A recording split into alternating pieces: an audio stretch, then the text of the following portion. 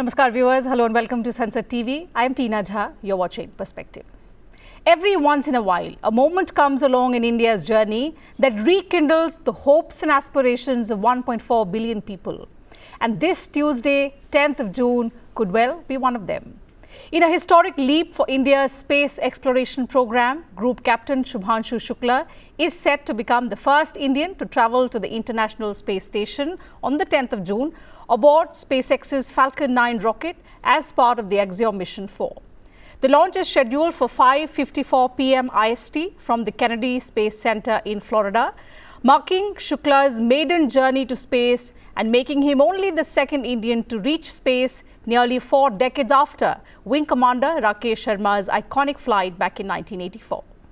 Besides Group Captain Shukla, who serves as the mission pilot, the X-4 crew includes astronauts from Poland and Hungary, both making their country's first trips to the ISS. Now, the mission will be led by veteran NASA astronaut Peggy Whitson, who commands the AX-4 team. During their 14-day stay aboard the International Space Station, the astronauts will conduct around 60 scientific experiments and activities involving 31 countries, making this one of the most internationally collaborative missions of its kind. So once docked, what kind of experiments will be conducted in space? How significant is this mission in the broader context of India's space ambitions? And how will it help India prepare for its own Gaganyaan mission? To explore these questions and more, I'm delighted to welcome two very distinguished guests on this edition of Perspective. It gives me immense pleasure to welcome Dr. Amitabh Ghosh, Mars scientist, NASA. He was the only Asian in the Pathfinder mission by NASA. He's been honored with NASA Mars Pathfinder Achievement Award in the year 1997 and the NASA Mars Exploration Rover Achievement Award in 2004. He's joining us currently from Washington, D.C. Dr. Ghosh, absolute pleasure to welcome you on Sansad TV. Thank you very much for your time. Also joining us is Dr. S. Somnath, former chairman of ISRO, under whose leadership India saw major achievements, including the Chandrayaan-3 mission and critical advancements also in human spaceflight through the Gaganyaan program. Dr. Somnath, always a delight to welcome you on Sansad TV. Dr. Ghosh, let me begin the program with your perspective. You've been part of some of NASA's most iconic interplanetary missions. So as someone who has seen the evolution of space exploration globally, how do you view the significance of the AX-4 mission, and especially in context of India?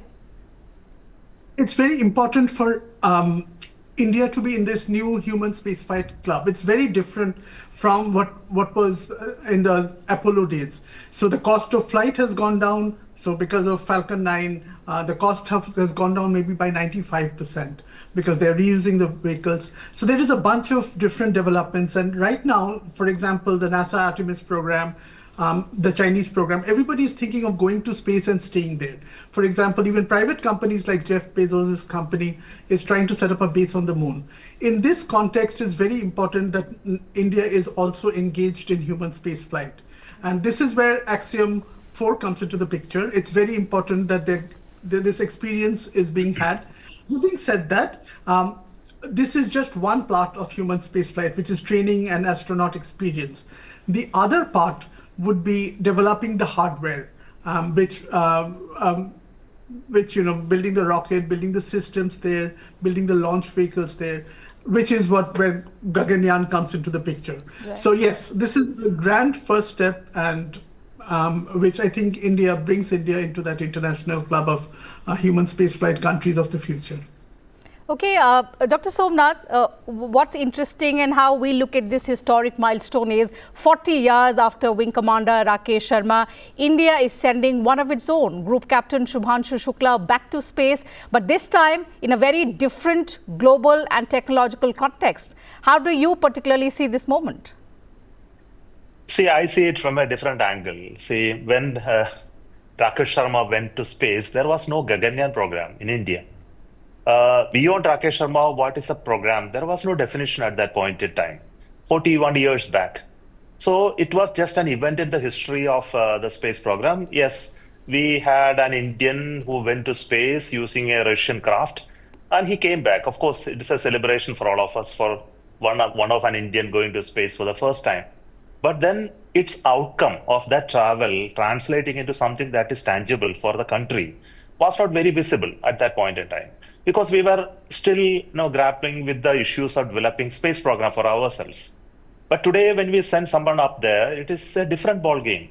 See, we have a program called Gaganyaan currently going on, and we have selected these astronauts for specifically that program, Gaganyaan, and they are waiting for Gaganyaan to become a reality.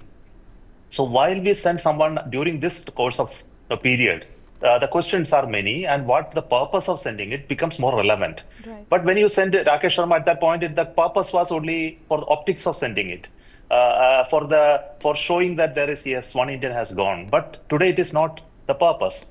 The purpose is very different. So today we are developing Gaganyaan, and the inputs for the Gaganyaan development comes from only such sources. For example, today Rakesh Sharma is an integral part of our development program of the Gaganyaan. He participates in our reviews, he contributes in many ways in terms of the Gaganyaan design and development. So we need actually many more astronauts in India who will be able to help us in terms of engineering the systems, because the human to machine interface is a very complex system. And the input for this comes from not from engineers and scientists alone, but also from the people who actually flew to space, and their experience counts. Right. Also, it makes the difference that the Soyuz craft, which is a 40 years old spacecraft, and the interfaces of that are entirely a different generation. But when you look at the Crew Dragon, where the Shukla is traveling, is a new generation craft, which is shown advanced features, interfaces, and life support system, etc. And possibly the training and the engagement of the human with the machine could be of different class. And these experiences come to us through this mission, and I count on that as the biggest game changer as far as Gaganyaan program is concerned. Sure. We'll also try and understand from you the kind of experiments that the AX4 astronauts are going to conduct once they dock there, and especially what are some of the experiments in context of India that ISRO has planned for Shubhanshu Shukla, but that's something that I'll come to in due course of program. I'll get back to Dr. Ghosh and try and understand from him how does the AX4 mission complement and support ISRO's own human space flight objectives, sir, because Gaganyaan is something that we are keenly waiting for, and with our own astronaut now going back to space 41 years after the first Indian went to space, we are particularly excited, and we are looking forward to our own human space flight objectives. So as Dr. Somnath highlighted, the changed context 41 years later, how do you see this particular mission in a way complementing and supporting our vision? So I think Dr. Somnath already mentioned this. So I think the human-machine interface, as in basically the astronaut and the Gaganyaan, what are the challenges in space, etc. These questions will be very well addressed by the present Axiom 4 mission, and so that's also a very big thing. But on the other hand, which I again said first, is I think although this is a very interesting part, the main part is to have Gaganyaan working. So so you have to understand robotic and human spaceflight are completely different games. One is relatively low cost, and there is to be a huge level of redundancy if you're flying humans in space. So you need all these support systems, the electrical system, the power system, and the astronauts have to maintain their body temperature and the pressure in the vehicle. So it's enormously complex. And what do you do if one of the systems fail? And that is where redundancy comes into the picture. So I think that part is actually going to be very big. I mean, that is actually what building your own capability is. Here, you're actually making a ride on another vehicle which belongs to SpaceX. But developing the capability of having your own vehicle to space, that is perhaps the harder part. Dr. Ghosh, also given your experience with collaborative missions at NASA, how do you see the role of international partnerships, such as India's engagement with Axiom Space, in accelerating our own astronaut programs, which is our larger vision, particularly? It's very important. International partnerships, I think, are very important. Not every space agency has all the capabilities.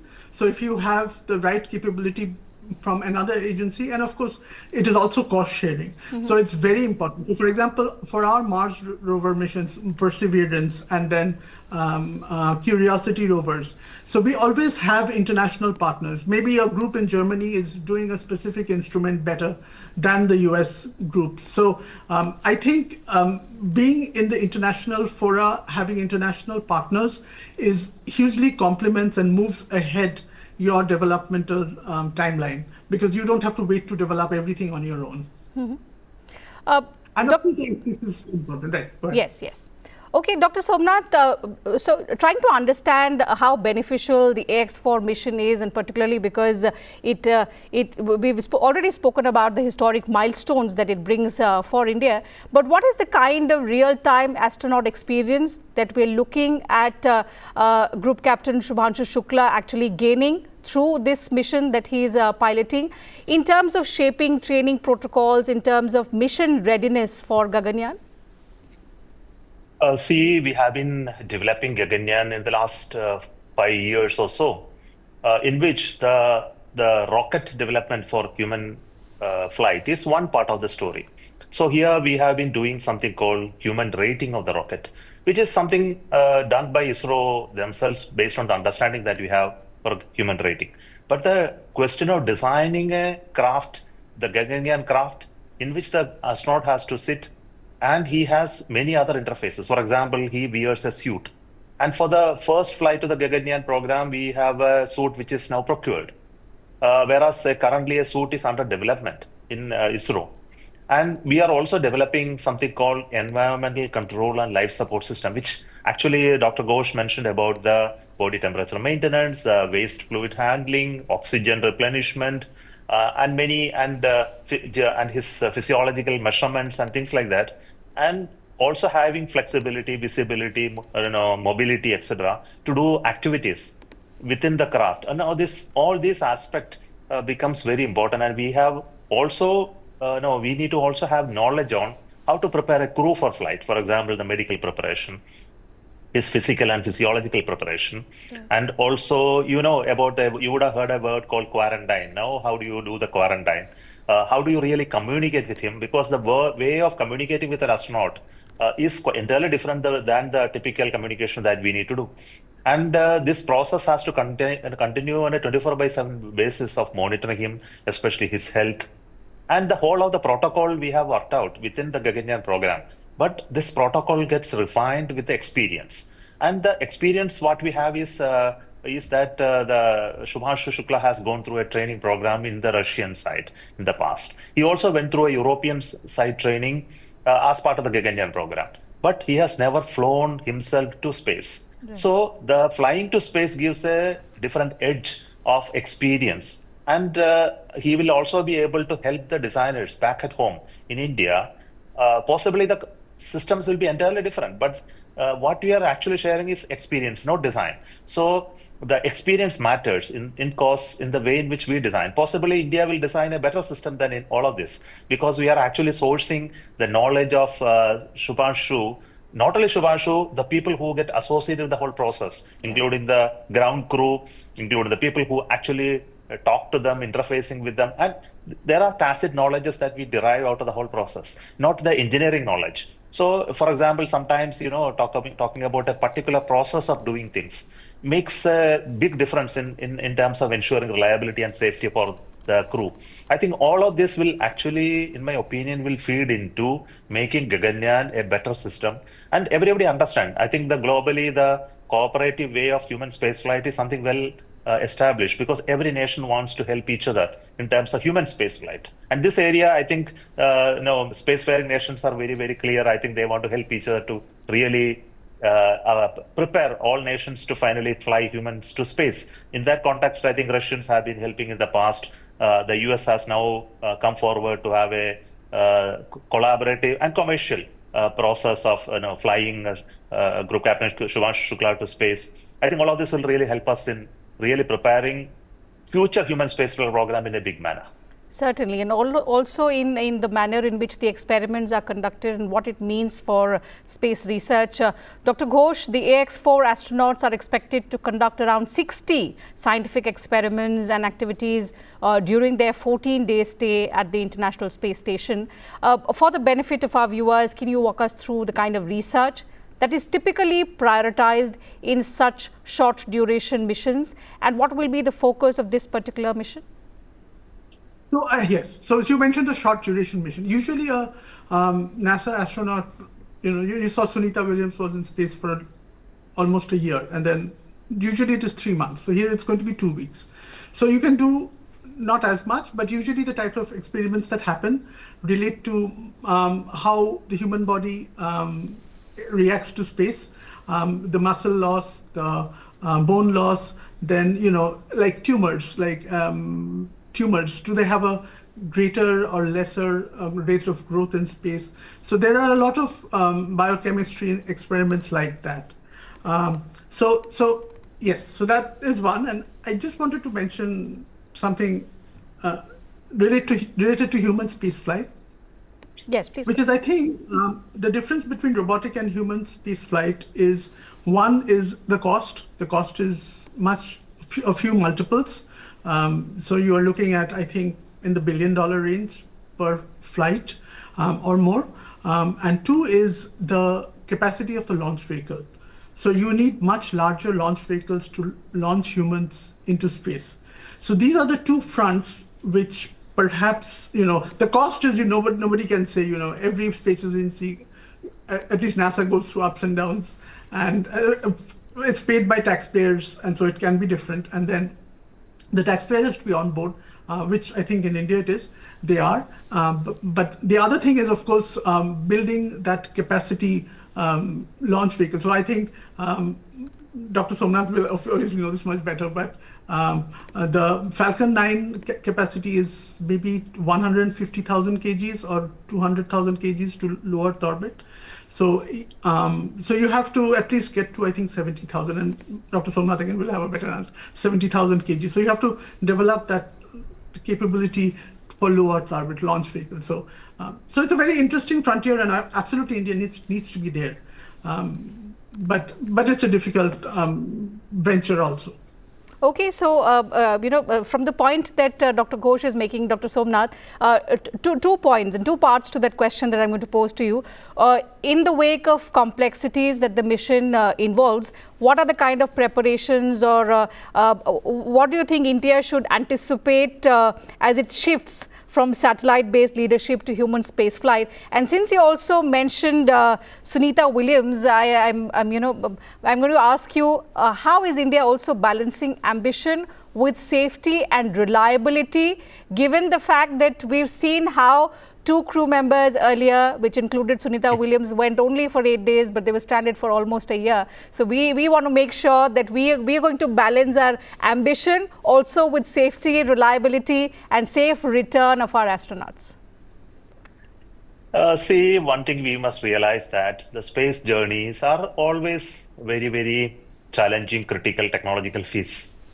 One of the things stand you can take is, we don't want to take unnecessary risk. We want it to be very safe. So you will continue to remain on Earth only. You will never ever travel to space if you are unduly worried about anything. Space journey has its own challenges and risks, but then if you are to really fly, you need to take that. I think this will be taken up by a nation once they have reached certain level of maturity to handle this. And today, after having a journey of 60 years in space program, in India, we have reached certain maturity level, building spacecrafts, building launch vehicles, having an understanding of this. And we have ventured into human spaceflight program at a moment, then it is ready for us to do it. Now, that's why Gaganyaan program came about, and we are very serious about it. So doing it safe is very important, but knowing fully the risks of doing it is very equally important. Now, at this moment, when you prepare for Gaganyaan, what is most important is that many other nations have already experienced it.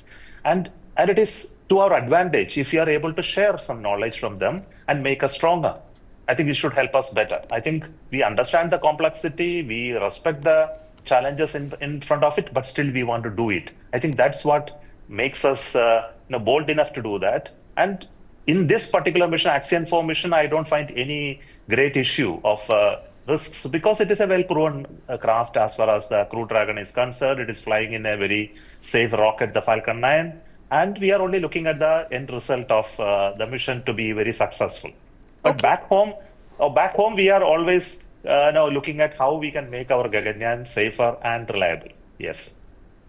A question on the experiments that I asked Dr. Ghosh. So out of these 60 experiments, how many Indian experiments that Group Captain Shubhanshu Shukla is expected to perform? And if there's anything that you want to highlight for the benefit of our viewers, for them to understand. Yes. Yeah, to me only, no, yeah.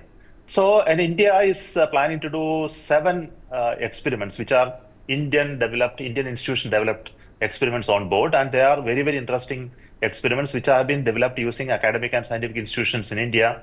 There are many labs, for example, the International Center for Genetic Engineering and Biotechnology, as well as a National Institute of Plant Genome Research. They have joined together to look at an experiment called microalgae growth study. And there is a seed sprouting experiment under microgravity, which is being done by Agriculture University, Dharwad, and Institute of Technology, Dharwad. And there is a study specifically on the certain traces of bacterial strain in space by Indian Institute of Science, Bangalore.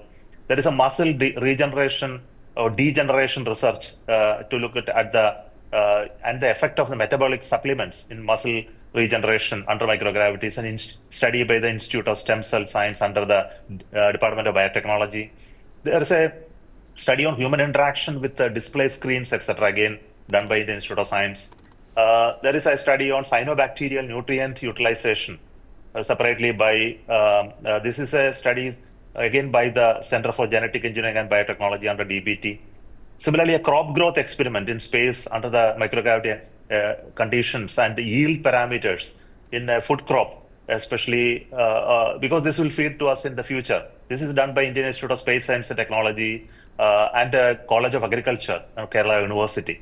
I think you can understand that the varieties of these experiments are specifically dealing with biotechnology, human interactions with machines, etc. And I believe this engineering of these experiments, definitely will help us to look at in future when you go to space station building and want to conduct bioastronautics research, biological and material science experiments. It will definitely help us in designing and developing it within India itself. Certainly. So while this kind of collaborative effort will mark a new chapter in space studies and space exploration, Dr. Ghosh, there's so much that India can learn from the kind of experiments that have already taken place, but also these 7 that Dr. Somnath highlighted that we're going to conduct through this AX4 mission. There's a question in the broader context that I would like to ask you before we wrap up the conversation.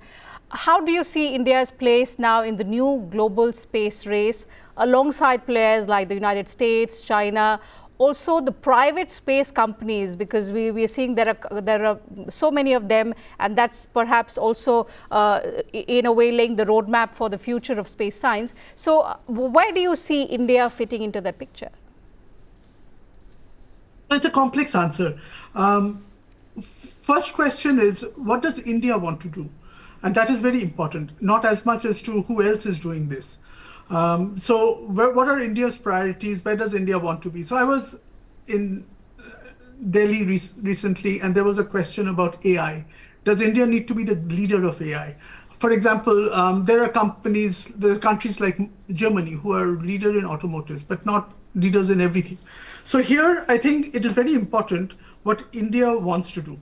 As to the global space race, we have to remember that there are 200 countries in the world. Very few people, I think, have landed on the moon, for example, or landed on Mars. So India is in that select club of 4 or 5 countries. So India is actually in a very different platform here in terms of technology development. Okay. So where I am cautious, why I say what India wants to do in the future. See, the game is going to move from the International Space Station to a base on the moon. Then the robotic space flight is going to move from Mars to Europa. That is a satellite of Jupiter where water is found under the crust. Oceans bigger than the Pacific Ocean, where they feel that there may be life. So where does India see itself? Does India want to be part of the based on the moon. So the International Space Station is going to be deorbited in 4 or 5 years. So it's not going to be there anymore. At that point, only the Chinese space station will be there. So does India want to go to the moon and set up a base there? Does it want to partner with NASA? Does it want to partner with New Blue Origins, which is Jeff Bezos' company? So what is India's roadmap? Or would it do its own space station in orbit, just like China did? So a lot of it depends. So in the global space race, I would say India is already there in the top 4 or 5 countries, no doubt about it. But specifically, what India will choose, and that will determine whether it leads in that segment.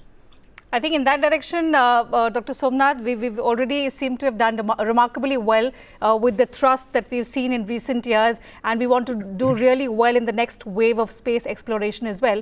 But to wrap up the conversations, looking ahead, what is your vision for India's long-term human space flight goals, including the potential space stations, lunar exploration, also to include the interplanetary missions, because the list is too long. I remember having conversations with you even when they were at nascent stages. But you've been there, you've led ISRO at such a crucial time. How do you look at the future of India's space missions?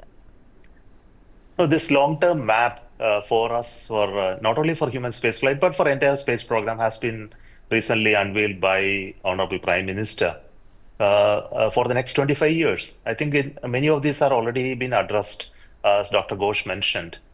Having certain capability, which is very unique in the world, I think we need to use it as an advantage to us for at least looking at space as one of the domains where we want to excel. So we have laid out a long-term program, building a space station of our own called Bharati Antarisha Station. We also have outlined a program to go and land on the moon, and the continued human spaceflight missions in a long term.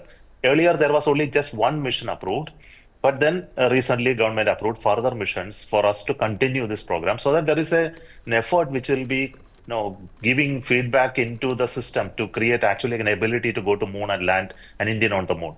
Otherwise, it won't sustain. And another point is the whole program must be sustainable and result producing, not just for optics or show. So what are the benefit of doing human space flight is something which was debated. And we concluded that it is important for us to technologically advance in the domain, primarily microgravity related studies, biological experiments, and space-based research will become an integral part of the economy, of scientific and research economy. Hence, we must invest in this and should be a part of the global effort. This aspect also has been very clearly understood. That's why there is a roadmap of building bigger rockets have come, as Dr. Ghosh mentioned, higher capability of launching, building a space station during 28-35 timeframe, and continued Chandrayaan missions and other exploration missions are an integral part of the space vision 2047 that has been outlined. Now, I look at this as only a stepping stone of a grander vision. As we know today, it is not just for a show of strength that we are doing it, because we don't want to be left behind in this particular domain. When, as already seen, this whole domain of human spaceflight is now commercially getting exploited. Not just one nation is doing. There are many space station building programs are already recently announced. For example, the orbital reef announced by Blue Origin, and many other people, including Russians and Chinese people, are looking at commercial human spaceflight mission for entertainment, for scientific research, for business, has now come into play. So we see there is an opportunity for India as well, creating capability in this, creating technologies within us. I think this is the building point of going further from Gaganyaan into creating our own capability. Absolutely. And in the words of Prime Minister Modi, he recently addressed a global exploration conference, and where he said, India's space journey is not about competing with others, but about reaching greater heights together. And this was also where the Prime Minister emphasized that the collective goal of exploring space for India is for the larger benefit of humanity. So space is not merely a destination, but a declaration of curiosity, courage, and collective progress. That's the hope and vision that every Indian has, even as Group Captain Shubhanshu Shukla embarks on his maiden journey to space. So let's all hope that the aspiration and the dream of 1.4 billion Indians is something that Group Captain is carrying with him, and he is able to achieve success in everything that he is destined to do when he is there at the International Space Station. But with that, we'll have to wrap up the conversation as well, because time allows me to take up only that much on this edition of Perspective. A big thank you once again to both my guests for joining me on the program and sharing your thoughts, your views with us and our viewers. Yeah, let's all wish Group Captain Shubhanshu Shukla all the very best and success in his mission. Absolutely, absolutely. So with that, we'll have to wrap up the conversation once again. Thank you very much, viewers, for your time as well.